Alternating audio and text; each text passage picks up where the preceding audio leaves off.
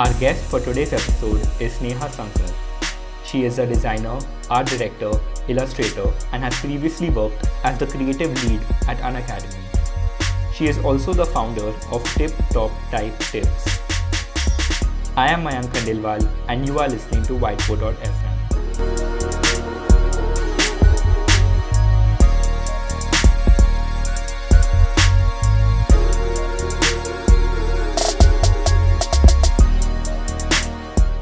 So Sneha, can you introduce yourself? Yeah, sure. I'm Sneha. My full name is Sneha Sankar, and I'm a designer, and I primarily work within the domains of like graphic design and like art direction. I'm going to turn 25, and I was brought up like kind of all over the place, but primarily in Dubai. My formative years were there.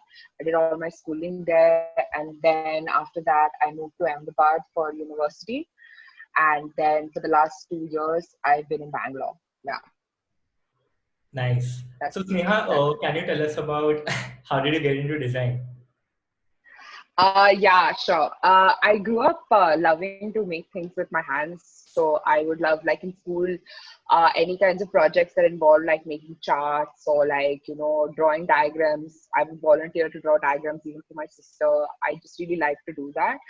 And I went through like this, I feel like this creative realism graph that a lot of people go through, which is like I started out wanting to be like an artist, then a cartoonist, then an animator, then finally and then an interior designer, and then I finally stopped at architect for a good amount of time.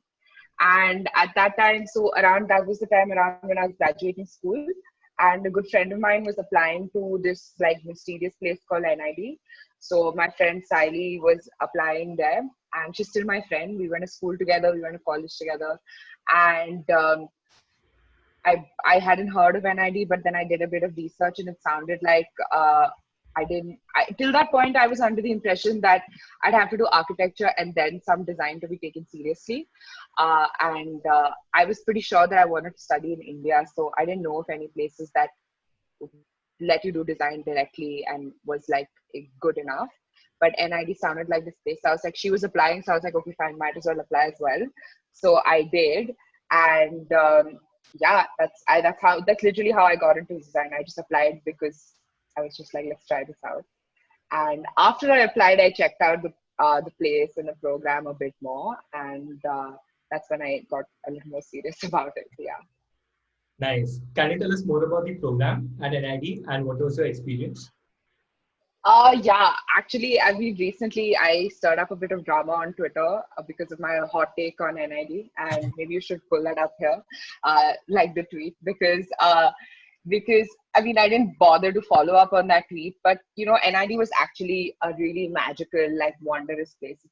It's chock filled with lots of stories and culture. Like every place, every corner on campus has a story and something interesting that happened there, or like there's a reason why it's there. Nothing is just there for no reason, or even if it's there for some no reason, someone makes a story out of it and then they retell it to you as if it's like an urban legend. So that's how NID is. But like many other institutes, there are people that come out of there that are brilliant, and of course people who come out of there that are mediocre. So that's where my tweet came from. So with any other reputed institution, I feel like sometimes the hype can be a little blinding. So that's what I worry about sometimes. But yeah, NID's program starts with foundation. So it's a year of foundation, about 100-ish students. And everyone's just there, literally not knowing what on earth is going on. And like you're from all over India, people are you just put in a room with like different people, and firstly everyone's names are names you've never heard of. They're from places in India. I've never met any people from there till I went to NID. And everyone's trying to get their assignments done at the same time. They're like, you're trying to make sure that like mosquitoes don't die on your sheets, and like everyone's dyeing their hair green and red, and like lots of things are happening at the same time. You're learning like design fundamentals, color, composition, drawing material. And I mean, as the name suggests, it's like your foundation into design. And so that's 1 year. And at the end of that 1 year, based on like your aptitude, your course grades, your semester jury evaluations, you get to list, there are 8 disciplines in NID. So you get to choose, you get to list down your priority of like, I mean, your 1 to 8, what you prefer. And based on your grades, largely, you get your choice. There are like limited seats per discipline. So you get to choose, I mean, you get in based on that. So yeah, I mean, by the end of foundation, I was pretty bowled over by all the graphic design work that I was seeing of my seniors. So I realized that a lot of the design work, or let's say the craft that I've enjoyed doing for like the young part of my life, was actually largely in graphic design and not in interior design. I really liked lettering, I really like color and a lot of these other things, and it made more sense for me. I felt like I would fit in a place like in graphic design, and I realized that I can't really work a lot with material. I'm not very good with tools. I don't like the workshop, and like all of these things put together, I felt like I wouldn't be a fit. I mean, I was supposed to list down 8 options, but given the chance, I would have just listed one and been like, either take me into graphic design or let me go, because I don't know if I'd fit into anything else. But so I really was very excited and happy to get my discipline of choice. And so then there's like 3.5 more years of like projects, like design courses, semester. So at the end of every semester, you have a design project. And then at the end of your 3.5 years, you do a 6 month long, no, after the end of your 3 years after foundation, you do a 6 month long graduation project. So I think we'll get a little bit into that later. And I don't want to get into like the courses and all of that we covered, because I mean, anyone can find that on the internet. Yeah. But surely, like my highlights of my NID experience were mostly like typography themed, and I really love working with print and publication and that kind of stuff. I really liked that. So yeah, that's pretty much sums up my NID experience. That's crazy. Like also, like you told us that you just dived in after hearing about NID without like not knowing completely and thoroughly about what Yeah, NID actually is. So, what yeah. can you tell us more about what the application process is and how can someone apply and get selected at NID? Sure. So the application process has actually changed a lot since since 7 years ago when I applied, Okay. and I'm so old. Yeah. But yeah, but basically, and I don't want to misinform anybody because it's changed a lot since then. But and I think they keep it up to date every year with the new procedure on like, I think admissions.nid.edu. So and it's a really ugly, badly designed website, but it has all the information, so that's good. But in terms of my process and the application process that I had to follow, it was first was a design aptitude test, which is like a written exam, and like a few lakh people give that exam. And it has a bunch of unrelated questions, or some GK, some questions that evaluate your critical thinking, and none of it is what I would say is like expects you to have a background in design while giving that exam. So a lot of people go to attend like design NID coaching before attempting the aptitude test. And although a lot of those coaching centers have now kind of picked up the pattern in which NID asks questions, but honestly, there is no pattern, and that's the pattern. The fact that there's no pattern. Like in 1 year, they asked people to list down the process in making Maggie, because not because it's like something that has to do with design, but just to kind of understand how you think and what your how you would articulate that, right? So in when I applied, so there was a written test, and it has general knowledge, some other drawing related things. Then there's an audiovisual test and a studio test where you have to make things with, like, you're given an assignment and you have to make things with your hands, like either with clay or with some kind of material. And then finally there's an interview. So throughout this process, honestly, I had literally no idea how well or badly I was doing. because they don't give you any indication of that. So you do, obviously at every stage you get like your performance, you get eliminated at every stage, but in terms of while you're doing it, but whether even you succeed or you fail, there's no guarantee that you may not get in, you may not proceed to the next stage, right? So for example, in the studio tests, we had to build like a structure that would hold a 1 liter water bottle with A4 size paper, and we weren't allowed to use like any adhesive. So just kind of fold the paper and cut it however you want, create a stable structure to hold a filled water bottle. And I created something and it stood, and the table that I was working on was slightly rickety. So when I got up, it collapsed. And till that point, it stood upright.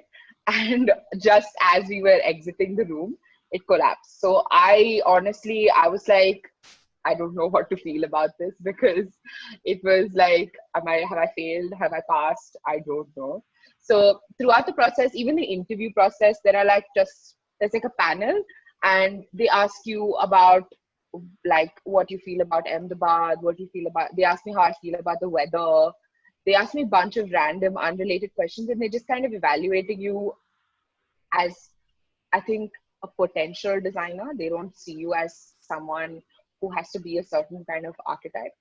And honestly, I think sometime in third year, a bunch of my batchmates and I, we just somehow got access to our folders, which had like all our documents since our application process, and including like our written test grades and everything.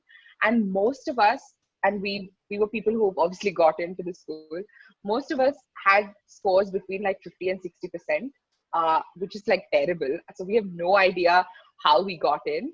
So that's the thing. There's no clear cut, like, you do this and you'll get in, or you don't do this and you won't get in. It's a matter of your openness, your ability to learn, your ability to think creatively, and also a big part of it is luck. I mean, I always attribute a big part of most things to be luck. So so that's the process. Yeah, in terms Yeah. of the specifics, I think that's changed a lot. I think it's a multiple choice Oh, test now, but I mean, yeah, we're still that trying to still find gives, people yeah, of similar nature. that still gives Yeah, a somewhat kind of like an idea of how we should not expect things beforehand. yeah, We should just go for it. yeah, yeah. Just kind of go through. The best thing that you can do is probably go through past year's papers to try to understand this false sense of pattern, and figure out. And also practice on your GK, because that's like always good. You don't know how useful that could come. And just like do your best. I don't know what else to say. I mean, Yeah. I don't. If people ask me what did you do to get in, I don't have an answer. I just appeared and it worked out for me. Yeah. Right. Also, Yeah. Sneha, since you're a design undergrad, and there have been over the recent years a lot of self-taught designers have started to work in the industry as well.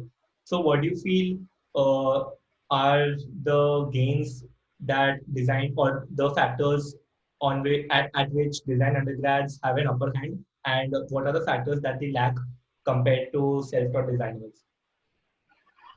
Okay. So, a big disclaimer again that I would be grossly generalizing here, because, well, I can't, it's not true for everybody, but for my own observations and experiences. Surely, the advantages of being, are like having a conventional design education is that you have a foot in the door. And I can only imagine how challenging that is for people who are self-taught designers, because I didn't have the challenge of proving to other people that I even had a design education, that I know what design is. So having a foot in the door is a big advantage that people, and is it worth the lakhs of fees that you pay for a university? Questionable, but sure, it's a foot in the door, right? Also, because of that, you have seemingly less to prove, because you don't have to start out without a design degree. So there's less to prove in the beginning. A big part that I think is a thing that is my favorite part of it. It's really a network of peers that you have with like shared experiences, Right. and it's something that is very hard to substitute. So again, shared experiences can be with respect to design, can design education, can be with respect, in my case, to people who went to NID with me. Um, so those kinds of shared experiences are, um, you don't have to, there are a lot of conversations that people with newer people that you have to start from, let's say, zero, but with people who've had these shared experiences, you start from like, 20%, and then you have to go from there. So that way, it helps a lot to, it's a network. Yeah. Yeah. uh, Another thing that I've observed more recently is that I feel like most of the designers, and including myself, the people that I know, we go through like this why conversation. I call it the why conversation because it's like you start to fundamentally question why you are a designer and like what value you're bringing to the world and whether it even makes sense that you're a designer, right? And this question, because there's a bit of a savior complex that a lot of designers kind of get into. The reason they want to become designers is to change the world or like to make a big difference and everything. And then at some point in your growth, you realize, in your journey, you realize, am I even making a difference? Do I even have the ability to? And like, doesn't everyone believe that they're making a huge difference? So what is so special about me? So I feel like that why conversation, um, you have a head start with that conversation if you have had a design education. You start to ask those questions earlier, because self-taught designers a lot of the time are focused on the craft initially, and that's fair because you have to prove to other people through your craft. So because you spend time focusing on that, these introspective questions of why, who, all of those things, they come in later. And I feel like a lot of the people that I know self-taught versus people who've had design educations, you kind of reach that maturity earlier, and you start to pivot your careers in ways that you feel are more meaningful sooner rather than later. Again, generalizing, but this is my observation.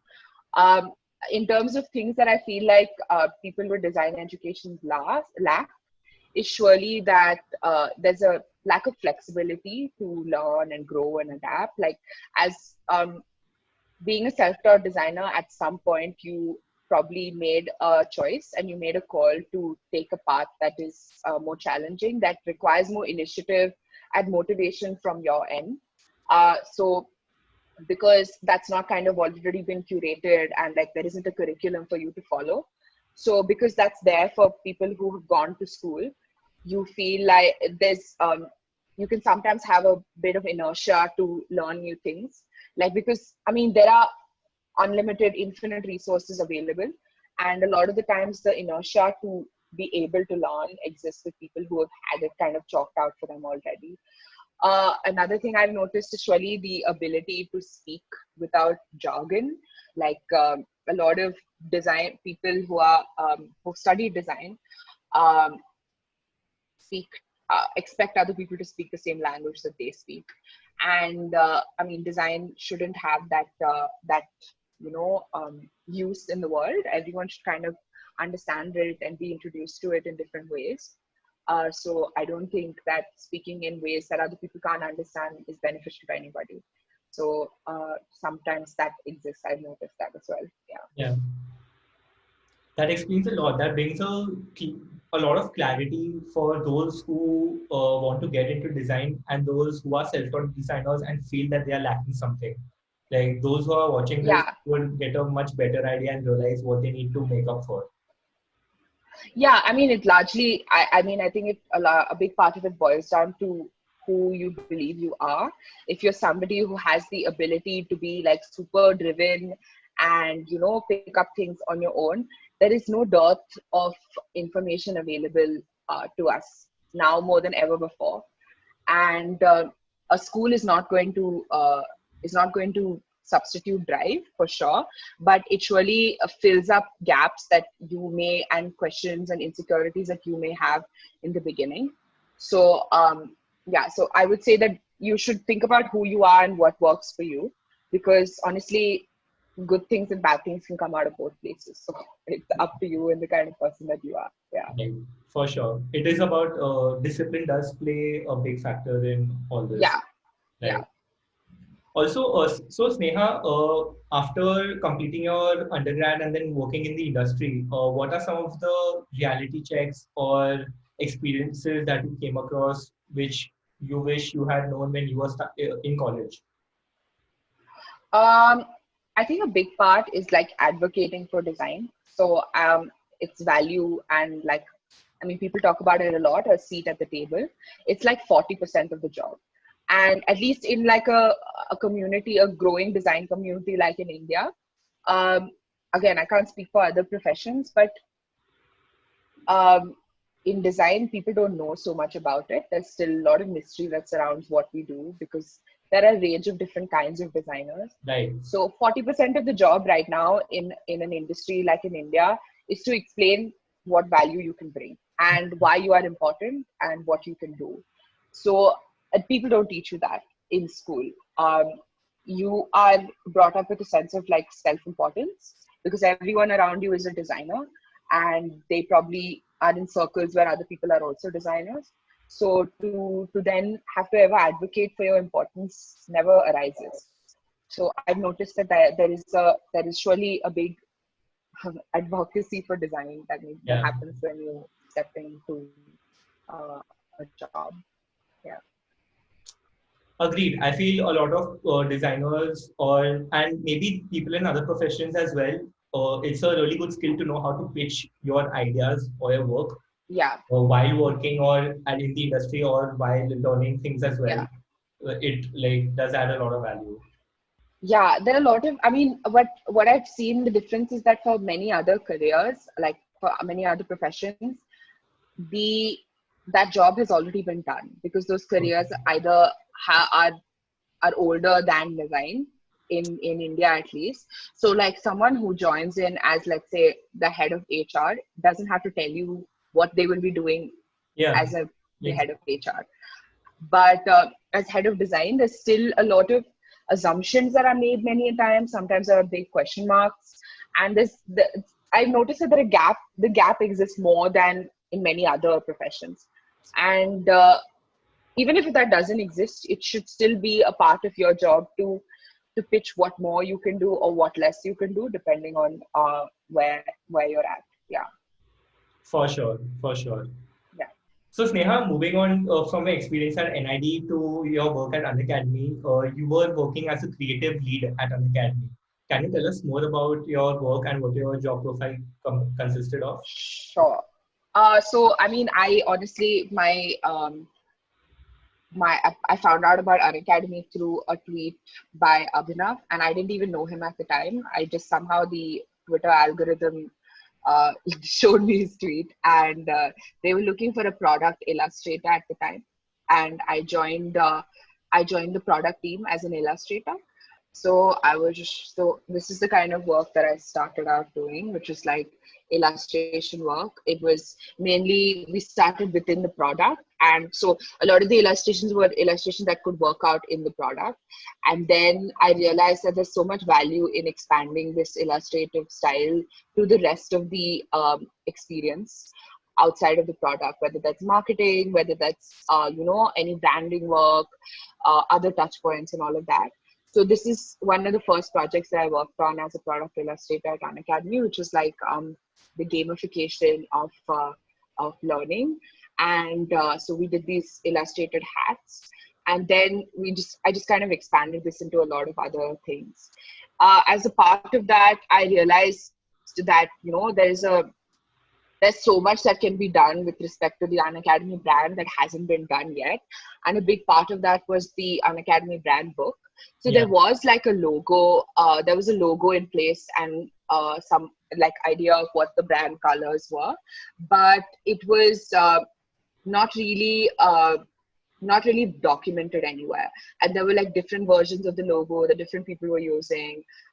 There was no like unified typography, nothing like that. So I thought it would be useful to kind of, there's no need for like a rebrand or like reinventing the brand, but rather just to kind of document everything and consolidated in a way that everyone can access and use well. So I worked with the head of marketing at the time, Shweta, and she was working on all the qualitative, like the content related aspects, and I was working on all the design related aspects, and we worked on the brand book. So soon after the brand book, I pitched to Gaurav, the CEO, and to Abhinav that there's a lot of value in starting another team within the company, which would be like the creative team, Right. and that team's job would be to do anything and everything design outside of product.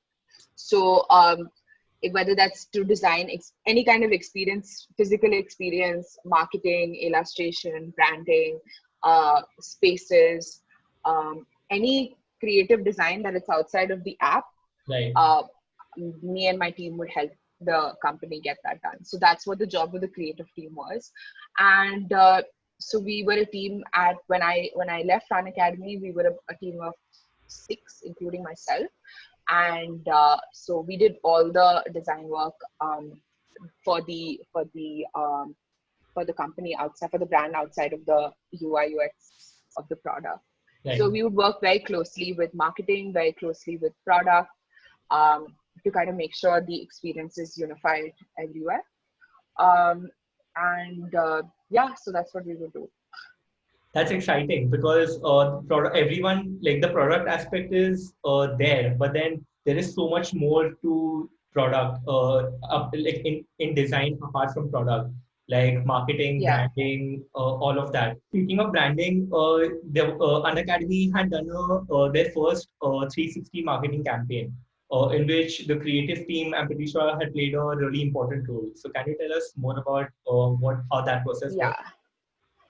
So from the beginning, from the get-go, it was kind of like, like I said, the head of marketing and I used to work very closely together. Our teams, our respective teams, used to work in very close proximity, and a lot of our our key outcomes were things that we had to collaborate together for, and one of those things was that we started to explore the idea of starting to do a marketing campaign, including like TVCs, which Unacademy had never done before. And it's a big, like, in India at least, TVCs are like a big status symbol. Apart from what it symbolizes, when you're able to do a TVC as a brand, means that you've reached a certain maturity as a company and as a brand.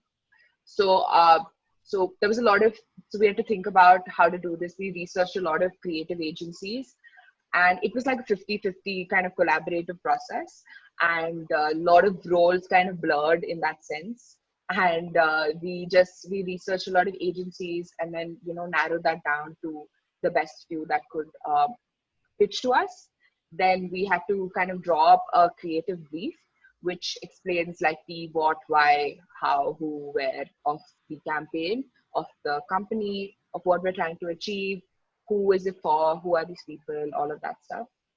And that's a very like, defining that becomes a really important part of the process, because if the brief is uh, misleading for whatever reason, then the entire campaign doesn't succeed, Yeah. or doesn't give you the results that you expect.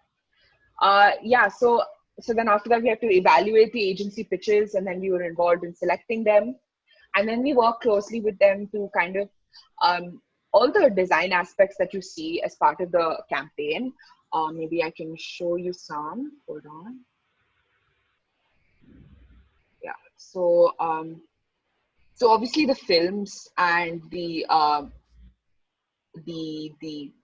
the writing for the films, the direction, and all of that was done with the production house as well as the creative agency. But let's say a simple thing, for example, in this film, should I play it? Yeah, okay, I could. Yeah, yeah, okay. So,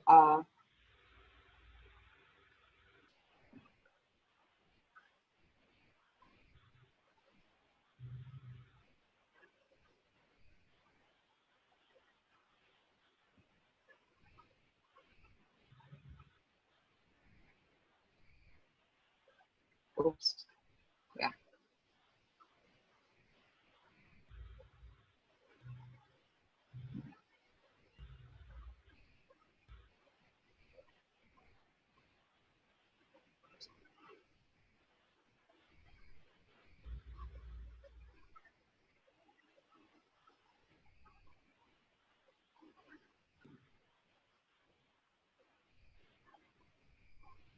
So I'm going to mute it.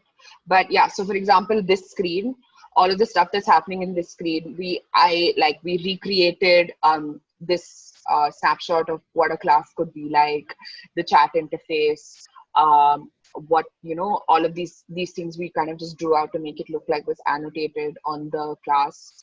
Then all of these. So we had to kind of firstly decide what are the three callouts that we want to have at the end of the ads, because obviously PVCs run. There's a lot of recall is the biggest challenge with PVCs, and you want to make your message like super clear and crisp. So if we had to decide that there were three things that we call out from our ads, what would those things be, and how would we visualize that, right? Because one is to obviously write it down, and the other is to put that in illustration, and there's a certain power that comes with visuals. So we also decided to simplify that as much as possible.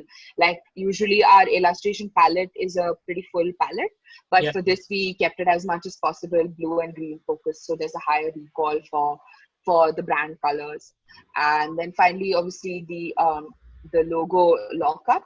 So the after this campaign, we kind of Let's Crack It became like the tagline, the official tagline for Unacademy. So the lockup, the balance of this particular logo, how it appears everywhere, all of that was decided, by our team. So yeah, again, like I said, the roles are kind of very collaborative, and no like set like this is your role, that is your role. I guess that happens in startups as well. So yeah, so again, so we work very closely with the creative agencies and the other teams in the company to kind of make this happen. Yeah. That's amazing.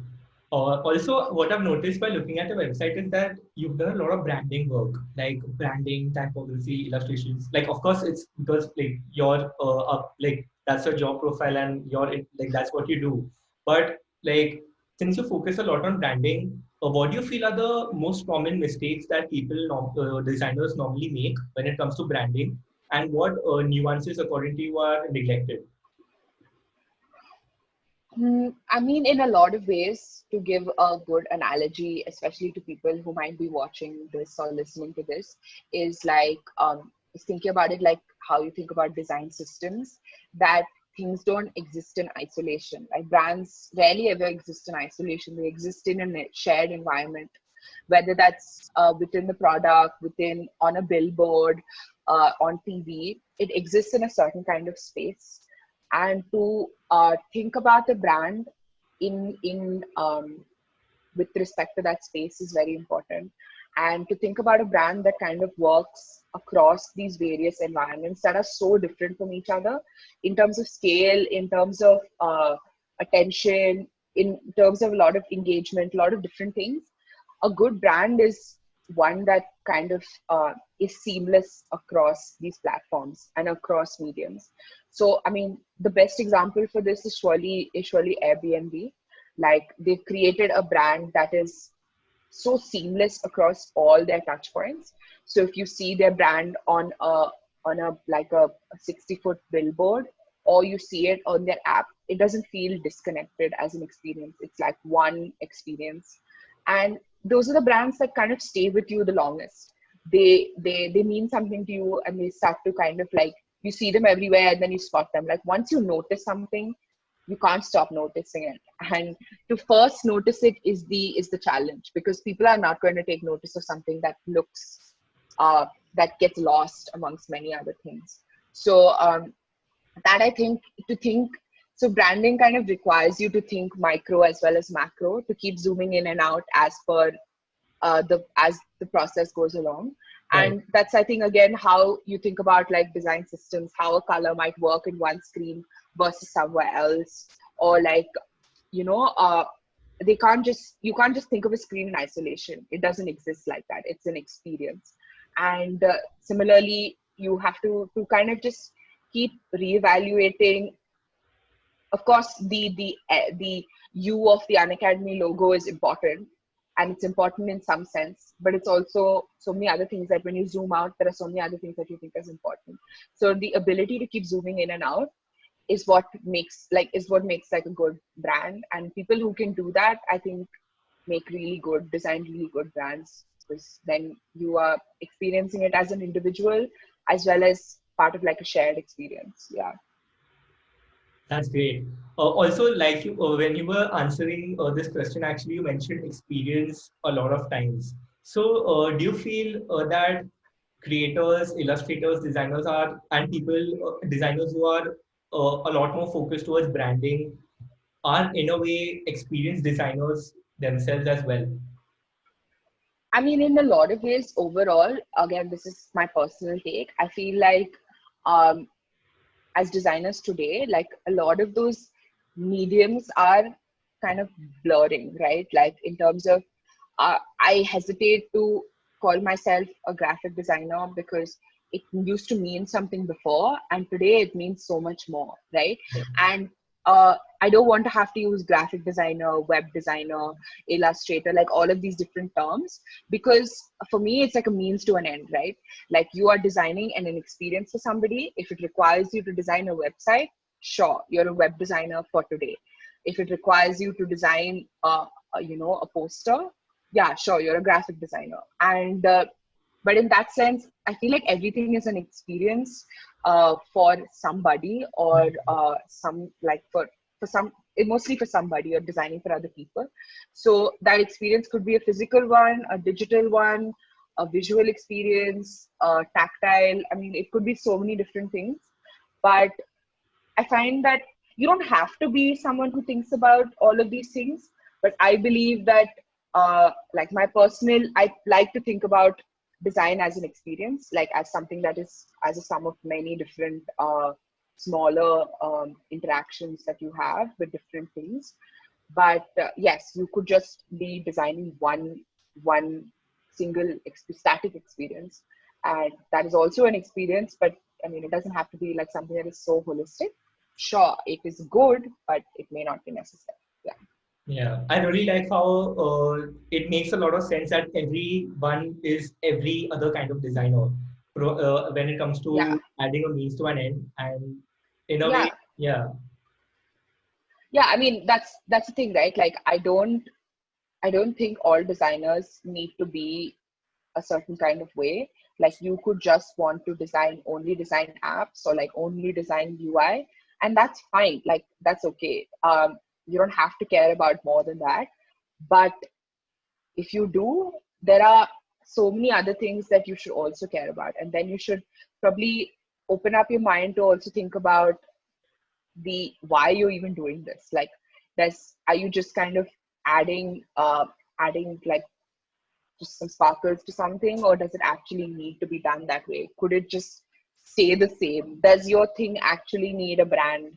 yeah, Like you could just like fundamentally go back to that question. Like, do we need more brands in the world? And if you're able to answer that question in a meaningful way, then yeah, take it ahead. But if you don't want to answer that question, you just want to design a logo, that's fine too. It's just that everyone's at different stages of that journey, and each one to their own. Yeah. for sure. Like that makes a lot of sense that while someone is going through their journey, they come across a lot of experiences and their definition of, or maybe their purpose, as to say, Yeah. changes and Yeah. based on iterations. Definitely. And I mean, one thing that I've learned from my experiences is that I used to think of design or designers to be a certain kind of personality, or like to be a certain kind of way, or to all have a purpose that is like larger than themselves, and to be like in a certain sense, like I said, like a superiority complex. But I've started to realize that I mean, it's okay. Like you could do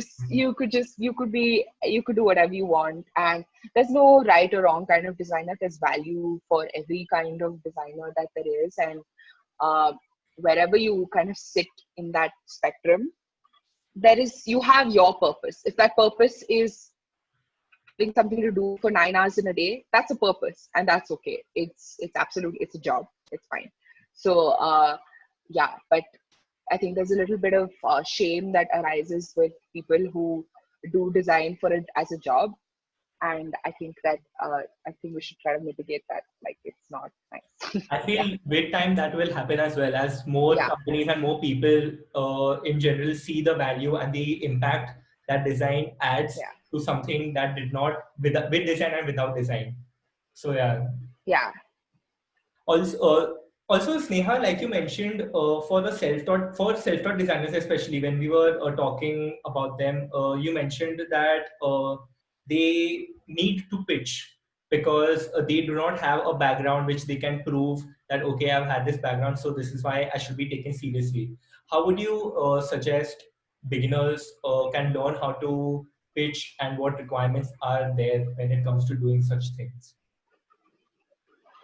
Um, I mean, obviously, a good place to start is to start with doing something you enjoy doing, because the motivation is inherent, and like you don't have to force yourself to do something that you don't want to do. If you find something that you are lucky enough to enjoy, you should do more of it, and then put it out in a way that you feel like you want more people to find you to do more of that work. So that can be, again, that distinction can be in the sense that there can be some things that you want to do just because you enjoy doing it. Like you might enjoy drawing really detailed giraffes and you don't want to get paid for it, you just really enjoy doing it. That's fine. And there could be other things that you really enjoy doing and that you want someone to pay you for it. So you do it in a way that is a good balance between something that you want to do more of and something that other people want you to do for them.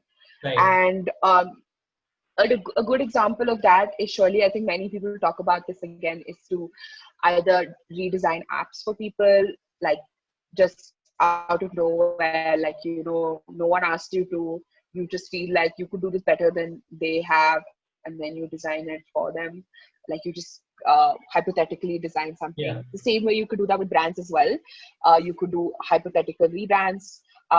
You could make up your own like make-believe company and design every part of it. And usually the parameters are more structured. If you do like a rebrand, you don't have to define all of these things. So that's an easier place to start, but it's also more like a controversial place to start. Like you don't need to do rebrands for everybody. So, but sure, you could start there. Again, like I don't believe that every passion project needs to be turned into something that, you know, that is something that you could add to your portfolio necessarily, something you just do for fun, and that's totally all right. uh, but what I have realized is that there is an audience for every kind of work and for every kind of style or design or any whatever your domain is. There is an audience for everything. So the many a time just finding each other is where you have to do the work. So I would say that even if what you believe to be bad or mediocre, put it out there. Like you don't have much to lose in the initial stages of your career. You the likelihood that someone is going to call you out for something that is bad is lower than someone finding you for something that they liked. You put out 20 things and like people like two things out of that. That's better for you than who cares about the 18 other things that people didn't notice. They noticed you for those two things. So I think in that sense, when you're at the earlier stages of your career, volume might be a good thing. And as you go along, there should be a lot of curation and refinement and editing involved. So like Coco Chanel says, like remove two things at the end when you leave, when you step out. So Yeah. I think that should be there at later stages of your career. Initially, just make things, just do things. I don't think that um, you should feel you shouldn't feel like you shouldn't compare yourself to people at different stages. And because I mean everyone's background and everyone's resources are so different, so just do what you enjoy doing and do more of it till a point where someone finds you for doing that and then keeps wanting you to do more of it. There's nothing like it. Yeah. That's the best case scenario. You get to do what you love doing and someone pays you for it. I mean, amazing. Yeah, that's great advice. Like that Yeah. makes a lot of sense. That figuring out what you want to do and first, and then creating volumes of it, and then learning how to refine it, and then rely and deciding how to go ahead with it comes later. Yeah. Yeah, that makes a lot of sense.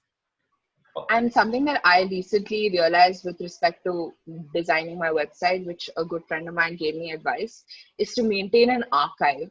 So as you kind of progress along your career, there will be a lot of editing that you do with removing older projects that are not relevant anymore, that you don't find are valuable anymore.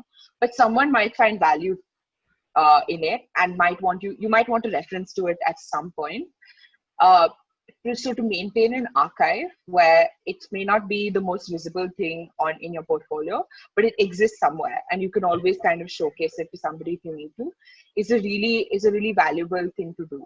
So then the editing process is just kind of like keeping things aside, and you can bring them back to the forefront as and when you need it.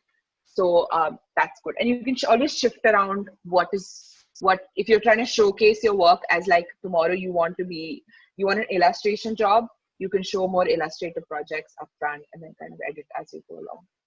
Absolutely, that makes a lot of sense. And also, archiving removes a lot of redundant work. Yeah, Yeah, which also, it yeah, keeps the attention focused. Yeah, which also makes sense when it comes to documenting work. Actually, once you have your work documented, yeah, you don't need to find things at the last minute that okay, I need to collect and compile all of it. correct. A regular, I mean, I don't do this so much, but I surely recommend it, which is like regular documentation of your work, like as you go along, to document it somewhere. It doesn't have to be in a public platform, but at least somewhere where you have it stored, and then you can always showcase that as and when you need it is really very valuable. For Yeah. sure. Also, coming to documenting work, can you tell us more about your graduation project that you had worked on at NID? Those who want to see this project, they can go to Sneha's website and check it out. Yeah, so I've linked the document there, so you can open it up there. It's a PDF. So in NID, like I said, the final project is like a thesis project, graduation project. So you do it for like 4 to 6 months long, and either you do it like on your own, or you do it with a studio or with a company or whatever. And there's a very set brief, and like you work for a certain project. It's unlike an internship where you work a little bit on everything, but you have a focused project and you kind of see that through. Right. So I worked at this company called Start India Foundation in Delhi, and they work in the street art space in India. So they have a lot of street art festivals that they curate and host across India. They've had about like 7 or 8 now, and I had my brief was to design a publication, a book for them, like a coffee table book. Um, that documented street art in India. So the book was called This Is Not Street Art. And so you start off like the process that we follow is an academy. So of course you work with a company, a professional company, and they have certain processes and everything. But this is also the project is you have to look at it from an academic point of view as well. So there are some academic processes that you follow, which is like defining the brief, what is the proposal, why you're doing it, what is the timeline, what are the phases involved, all of that. So you kind of define that in the beginning. And then as part of the project, there is a graduation project document, which is what I'm showing you right now, which is a comprehensive, like a thesis document that you design, that kind of walks you through the entire process. And every graduation project at NID has one of these, and some are more elaborate than the others. Mine is like 200 pages, and it's like A3 size, and it's super, like, I don't know why I spent so much time on it, but like I made it like super fancy, and I have colored paper in it and stuff. But the idea is to document that it doesn't have to be so snazzy. So yeah, so this is it. So these are like the various sections. So you kind of explain, this is the beginning, like just the acknowledgements and all of that. Then to build the scene of like what the topic you're talking about, history about street art. Let me just go through these pages. History about street art. Then like about India, what does street art look like in India? What are visual spaces like in India? And you write about the different like cultural arts that we have. Yeah, a lot of different things. Then about the team, about the Start team, about the festivals that they have, uh, who are the stakeholders, interviews that you conduct, other books that are similar to the one that we're trying to, create, design. So what are the books like that? What are some of the takeaways from those books? Good things, bad things. What are the sizes of these books? Why are they these sizes? Should the book be handheld? Should the book be like two hands? All of those things you kind of evaluate. Um, you redefine the brief at some point because there are some learnings that you have through the process, and then Yeah. you realize that this is what it should be rather than what you thought. Then also the title of the book was "This is Not Street Art." Who's the target audience? What is the tone of voice? All of that stuff. Then about the book itself, the design of the book. What are the different parts of it? Um, each chapter, what kind of images it contains, what kind of content it contains. Yeah, I was sorting out, I basically had to sort out about 600 different photographs of all the of all the festivals and the artwork. So I had to sort that out in like these smaller books. Yeah. I made like these small prototypes to see how the book would flow. um, it's like similar to wireframing like an entire product, but in a book tangible form. So then some mocks of the book, what it could potentially look like, then other attempts, then a typography study, like what typefaces you could use in the book, why these typefaces. So I wanted to use a typeface that was designed by an Indian designer, because a big part of this book was that it's about street art in India. So to kind of take that through, I wanted to use typography by an Yeah. Indian. Then sizes of the book, um, what sizes would work, what are the benefits, and how different parts of the book, so like a mood board. This is what I meant with the prototype. So this is like a wireframe. So you kind of stick all the images in these different prototypes.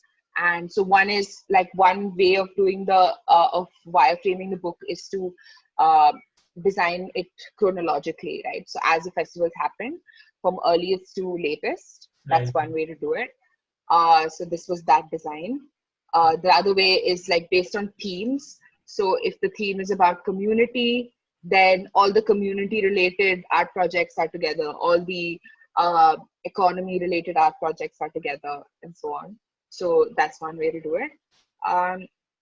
And this one was to do with location, was like the geography. So if the project, like all the Delhi projects were together, all the Mumbai projects were together, and so on. So that's the third one. So this is, yeah, third. And all of them kind of follow different sizes, different styles, and everything. And finally, the proposed design was like a combination of the learnings from all the other iterations. So it was to do with chronology and a mix of like chronology and theme. So this is like pages from the design. And yeah, so then it was about like estimating the cost of the book, how much was something like this to publish, how much would it take, who should we publish it with, blah blah blah. Then my learnings from the process, other things that I did as part of the project, my again reflections. This was there in Bangalore a few years ago when they did the festival in Bangalore.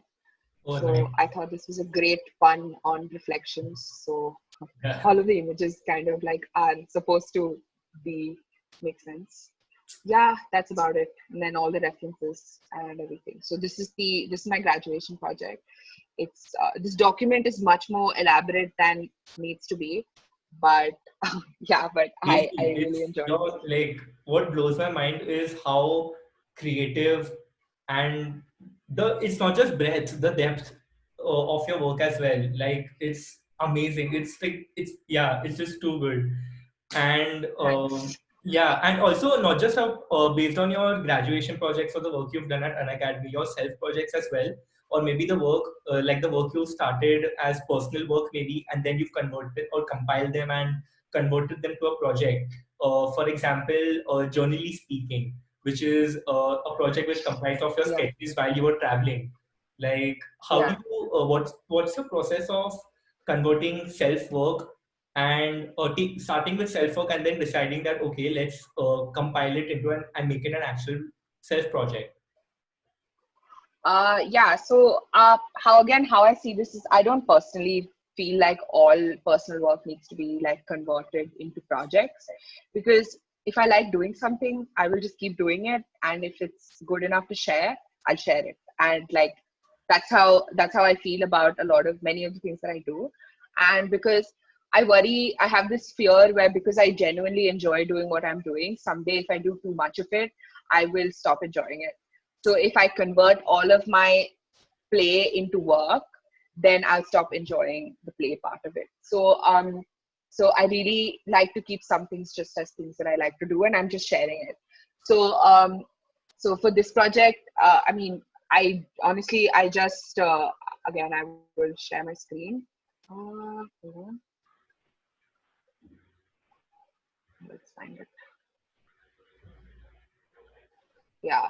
So this, I had the really the privilege to be in Europe for like 6 months, which is an exchange program, and a part of that was that I got to travel a lot, and obviously photographs are a great way to capture a lot of things, but I I had I had decided that I wanted to document a lot of my time there and like my experiences through like my sketchbooks.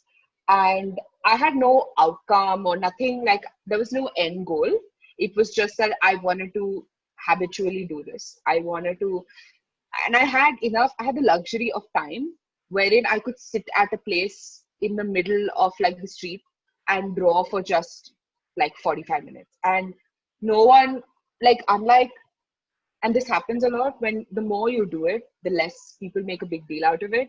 In places like Europe, people probably sketch and draw like all the time. So if you just sit in a corner and you are drawing, no one, people don't surround you, people don't ask you questions, people don't care about what you're doing.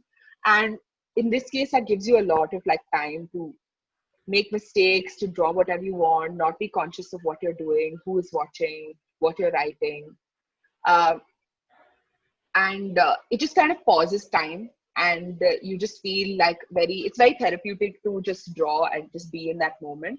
And what I realized after doing it, which was not part of my plan, was that a lot of these experiences that I drew out, I remember in so much more detail and as much more richer experiences, because of my the time I took to draw them and to sketch them out. Because there was something, maybe some kid came up to me and started talking to me while I was drawing something, and because I drew that, I remember that kid. Then I remember a conversation with that kid.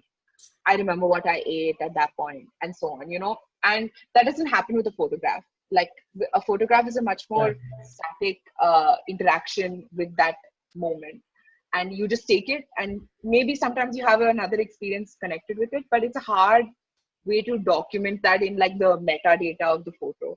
But you can do that in a sketch. There is like inherent metadata in like a sketch, because there's a you probably I have like coffee stains on some of my sketches, so I know that I drank coffee then. Or like there are like alcohol stains, and like a lot of, there's just different things. This one has like oil stains from like pasta, and I use the what do you call it, the foot the what the plate tray thing, the paper mat Yeah. under the plate. I sketched my friend on that. So that obviously had a lot of the food stains that I ate on. And then I just stored that paper and I stuck that in my sketchbook. So that way, I just felt like it was I haven't done it since, like I haven't had the opportunity to spend so much time sketching since. And I would love to do it again. But sketching is one of those things that you need to kind of, from day one, you need to accept that you're doing this for yourself, and you are not doing it because you are trying to be somebody or be as good as somebody else. Yeah. Because it's extremely easy to go into like a spiral of, I don't sketch well. uh, Especially as a designer, there's an expectation that people have that you can draw, and not all designers can draw, honestly. It's about visualizing your ideas, and sometimes you might be really bad at drawing. So if you kind of get over that fear from like day one, and you decide that you're just drawing for yourself, and you're just making notes and documenting this in some way or form, uh, it's a great experience, and I highly recommend it to anybody who wants to try. Yeah, and whatever medium, like I use a lot of I use a fountain pen to draw, and I enjoy doing that. Some people, I'm really bad at watercolors, and that's a very common journaling tool, but I'm really bad at it, so I stopped trying. And then I decided that I don't want to spend time feeling bad about being bad at watercolors. I'd rather use a tool that I enjoy using and use more of it.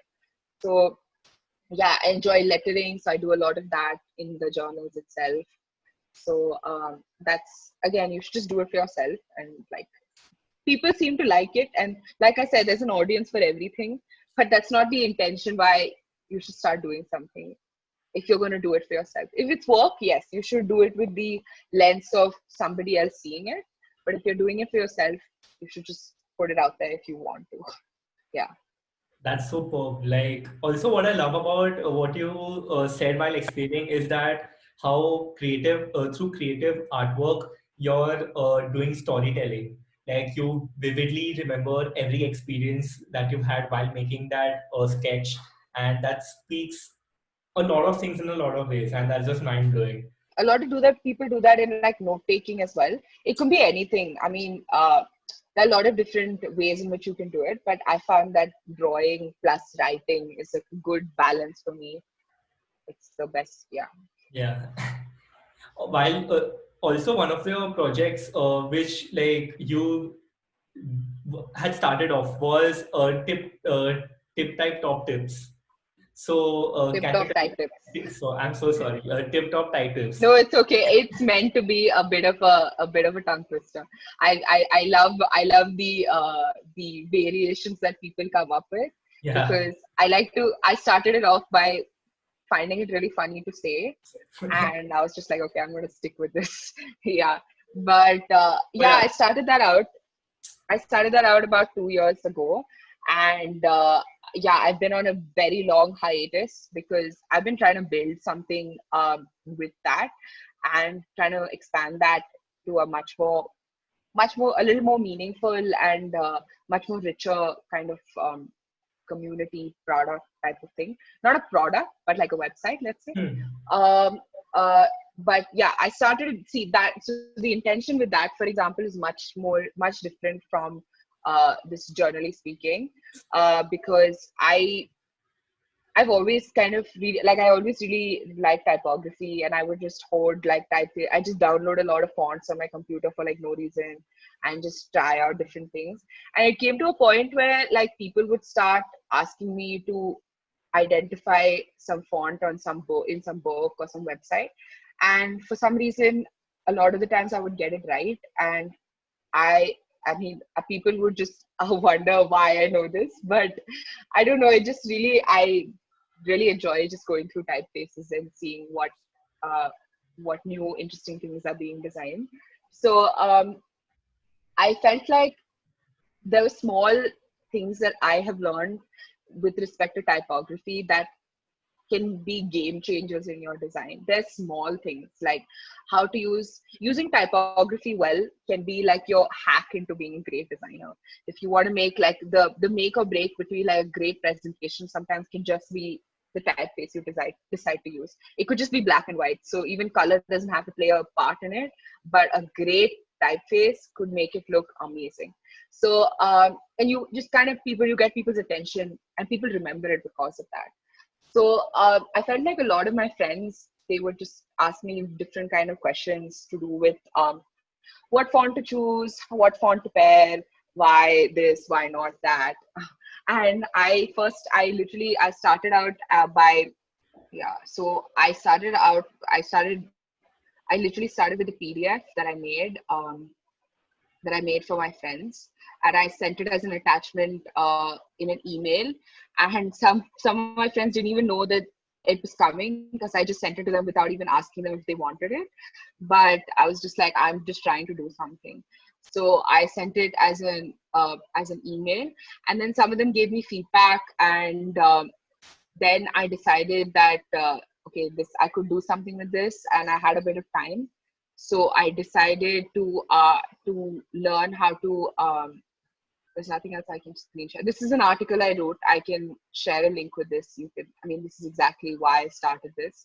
So I decided that I would just use this as an excuse to learn how to learn like basic HTML, and also I learned how to use Webflow to build like a landing page for people to sign up, and I would send a newsletter every week on Sunday for with three typography theme tips. So either they were articles, or they were new discoveries that I made, or a typeface recommendation, or something related to people. And the audience for the newsletter, I always wanted it to be a range of people, not just absolute beginners or like pros, because I don't consider myself to be a pro. I just am someone who kind of um, uh, is interested in this and doesn't mind sharing what I know. And doesn't mean that I believe that I'm an authority on the subject, but there are surely people who could value, uh, use what I seem to know. So I'll share that with them. And for other people who know more, I want them to kind of contribute back into this and kind of take that cycle keep going. Yeah. So that's how I started it, and but that was very much with the intention to not be like a personal project. I wanted it to be something that I do for other people, that I build for like uh so I didn't do it just for myself. Like I did see it as like a design project. I needed it to make sense, to be valuable to other people and their time, and because of which, after some time, I took a break, a very extended break, and I am working on like kind of building that out to be a little more robust, and hopefully that'll be done in a few months when I when I get back to that. But yeah, that's where it's at. That's great. Yeah, that's great. Like I'm super excited for it because I came across your work also when I read about Tiptoptypetips. And Yeah. after that, I saw her Twitter and I read her tweets and I was like, she is so cool. And yeah, also you've mentioned that while you were explaining generally speaking, you said that you would not want to work too much on one thing because that would lead to burnout. And I'm pretty sure if at some point every designer reaches burnout or maybe feels that way. So what are your ways or tips on overcoming that? I mean, to be very honest, I'm really not an authority on this subject. I don't feel like I'm equipped to give other people advice on how to deal with burnout. I'm trying to find an antidote for myself. And it's not just necessarily creative burnout. I find burnout to be like a thing that just happens. Like I go through cycles of like extreme productivity and enthusiasm and motivation. And then I completely like, I'm just like a vegetable. So so that's not healthy. So obviously, if I had to give one piece of advice, I would say like go to therapy or like talk to people, use your community to kind of share. I mean, I always feel like the problem with creative fields become burning out more than like other professions is because this work and play line is like super blur. It's like you're always working and also always playing, and because those lines are not defined, uh, you don't know how to tap out of it. So if I'm like, even if I'm watching something on Netflix, I'm also working on something which I'm enjoying doing. I genuinely enjoy. Maybe I'm building out like my website or whatever. I'm happy doing it, but that is still in many ways it's work. And sometimes to draw those lines more clearly is useful for your own like mental health, and to not disguise all of your work as play and feel like you are somehow just like a productivity competition, because that happens. Because I mean, at least I have the privilege of being lucky enough to enjoy doing what I'm doing. I feel like I'm happy to be a designer, and I get the opportunity to do it day in and day out. But that could easily become the reason why I hate doing what I'm doing, because I'm doing it all the time. Yeah. So yeah, so which is why it's important to draw those lines and to make that very clear for yourself, not for other people, but to know that it's not a productivity competition. It's not like no one's going to judge you because you got to do this really fun, exciting, creative profession, that you need to somehow do this all the time, and you owe your time and your creativity to everybody else, because you genuinely don't. Like, it's not it's not fair, it's not right. Yeah. Makes a lot of sense. Yeah. Also, so Sneha, like after listening to your entire journey, if you had to share your top three learnings that you've had from the NID Sneha to this to where you are right now, what are your top three learnings that you Yeah. feel have impacted your growth and you as a designer and person? Yeah. One is surely that if like design is your choice of career, it can be just that. It can be a job, and it's okay. I don't think you should let anyone else in the world tell you that you need to love or be obsessed or breathe, eat, sleep design. If it's what you enjoy doing, good for you, and do it, enjoy doing it. But if you do it as a job, that's also fine, and it's really okay. And no one should be allowed to make you feel bad about that, because there is a certain like, people assume that you need to be super passionate about design. I mean, it could just be a job, it's fine. Then there are another group of people, like I said, who genuinely are passionate about what they do. But those people, my advice would be to check in regularly with yourself. And like we talked about just before this, that to be to know when you're working and to know when you're playing. And the more you blur that, it might become all too much, and too much of anything can be bad. So to kind of check in with yourself. And lastly, I don't think that design, like, I believe that design may or may not save the world or change the world, and it's okay. Like, it's fine whether it does or it doesn't, whether you want to be part of that, you don't want to be part of that. uh, it's all okay. I mean, I don't think there is one kind of designer and one kind of purpose that we should all have. And tomorrow, if you are a designer that saves the world, amazing. If you are not, that's also okay. Yeah, it's Yeah, fine. Yeah, yeah. that's That's what I great. would Great. like to Yeah. end with. The end. Yeah. Makes a lot of sense. And yeah, like I have learned so much from this interview itself that I can implement in my own workflow and in my mindset. And I'm pretty sure a lot of people will be able to. And I can't wait for everyone I'm to glad. do this and watch this and learn from it. Thank you, Sneha. It's been great knowing your story and your learnings and super inspired. Thank you so much. I mean, I kind of went off topic in many ways, and I hope it still makes sense to somebody. And Okay. it was easy to follow. And yeah. I mean, obviously, I just hope it makes sense to someone. It has some semblance of value to somebody. And I really enjoyed this. Thank you for taking my tweet seriously. I was not subtweeting, but I'm very happy that you guys took me seriously, and I'm glad this is my first podcast experience. So thank you. Thanks for listening to this episode, and I hope you liked it. If you watched the entire video, drop a comment below saying typography is an important part of visual design to let us know. Subscribe to the Whiteboard.fm YouTube channel to check out other episodes and clips from this interview. This podcast is a part of the 10K Designers Network. You can check out other projects on 10kdesigners.com.